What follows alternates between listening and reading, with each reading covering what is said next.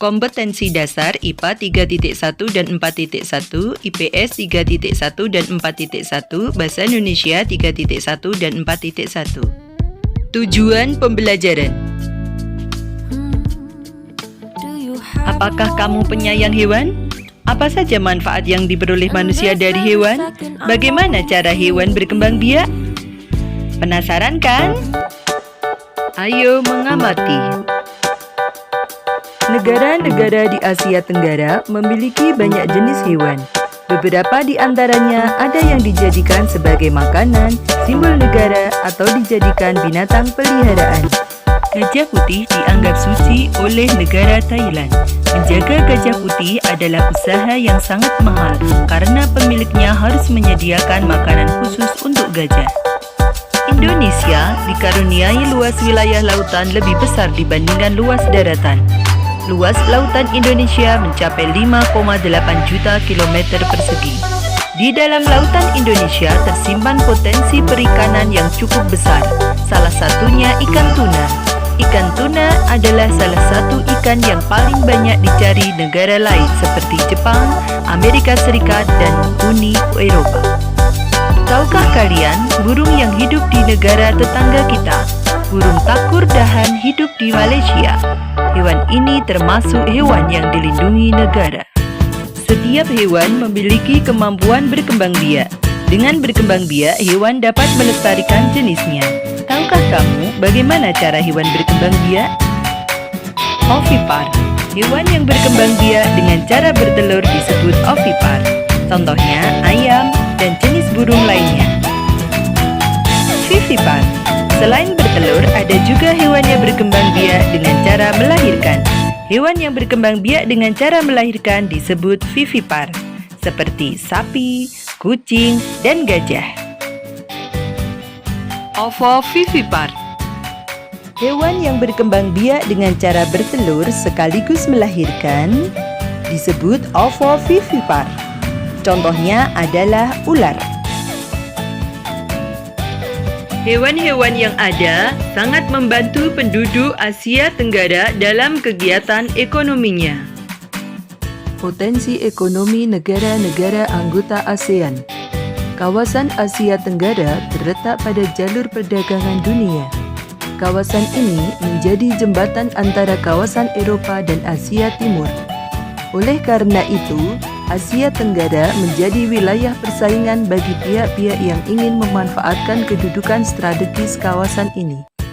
ASEAN berperan sebagai wadah untuk menghindari persengketaan yang mungkin timbul. Dengan posisi yang strategis ini, setiap negara di kawasan Asia Tenggara memiliki kekayaan sumber daya yang menjadi kekuatan negara. Brunei Darussalam. Negara ini terkenal dengan kekuatan sumber daya alam berupa minyak bumi dan gas alam. Brunei menjadi negara di Asia Tenggara yang memiliki pendapatan per kapita tertinggi karena gas alamnya. Filipina adalah sebuah negara kepulauan yang mata pencaharian sebagian besar penduduknya adalah di bidang pertanian. Filipina berhasil menjadi salah satu negara di dunia yang dapat membangun dan mengembangkan pertaniannya dengan baik. Beberapa produk unggulan hasil pertaniannya diekspor ke berbagai negara seperti nanas, padi, kelapa, dan gula. Hasil pertanian ini juga yang menunjang perkembangan ekonomi negara ini. Indonesia sebagai negara kepulauan terbesar, Indonesia memiliki ragam sumber daya alam yang sangat kaya. Banyak hal yang dapat dikembangkan untuk memperkuat perkembangan ekonomi Indonesia. Saat ini Indonesia mengekspor minyak dan gas bumi, tekstil dan produk-produk dari kayu. Pertambangan menjadi salah satu pintu masuk para pengusaha mancanegara ke Indonesia. Keindahan alam Indonesia pun merupakan daya tarik yang menjadi sumber devisa negara dari sektor pariwisata. Kamboja. Di Kamboja mengalir Sungai Mekong. Daerah di sekitar Sungai Mekong merupakan daerah yang subur. Mata pencaharian penduduk Kamboja adalah pertanian. Hasil pertanian Kamboja yang besar adalah padi dan karet. Laos. Laos bertetangga dengan Kamboja. Negara ini dilewati oleh aliran Sungai Mekong. Sama seperti di Kamboja, kegiatan pertanian banyak dilakukan di sepanjang aliran sungai ini. Sebagian besar hasil pertanian dinikmati oleh masyarakat Laos. Malaysia. Kegiatan ekonomi utama penduduk Malaysia adalah di bidang pertanian, pertambangan, dan perindustrian. Perdagangan internasional merupakan salah satu kegiatan ekonomi Malaysia yang mengalami pertumbuhan tercepat. Peralatan elektronik, minyak, dan gas bumi diekspor ke negara lain.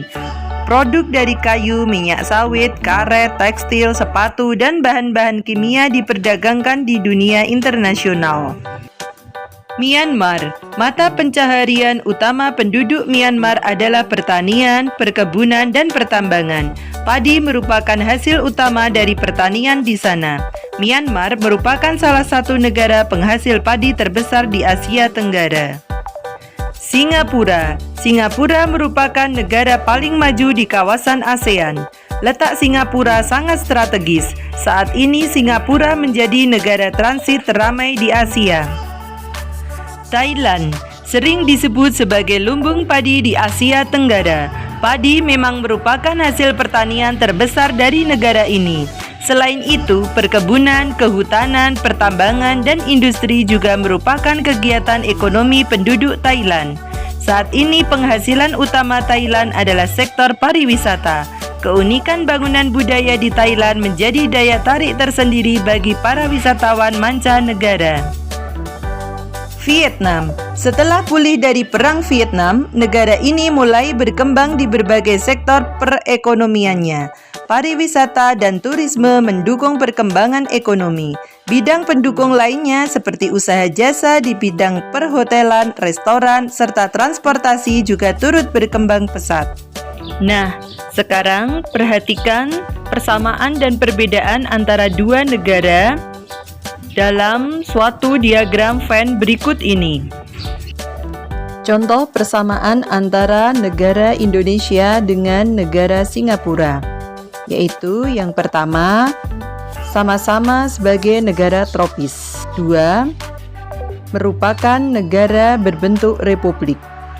3. Sama-sama pernah dijajah.